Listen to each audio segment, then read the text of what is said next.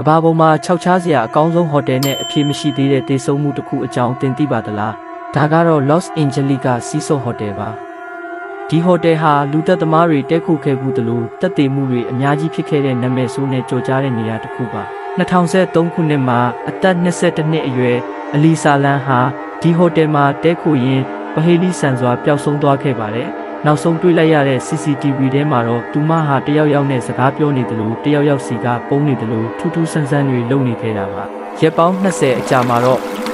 ဧည့်သည်တွေကရေရတာထူးဆန်းနေတယ်လို့တိုင်ကြားရကနေခေါင်းမိုးပေါ်ကရေတိုင်ကြီးထဲမှာသူမရဲ့အလောင်းကိုအဝေးစားမပါပဲပြန်တွေ့ခဲ့ရပါတယ်သူမဘလို့လုပ်ပြီးအပြင်လူတက်လို့မရတဲ့ခေါင်းမိုးပေါ်ကိုရောက်သွားတာလဲ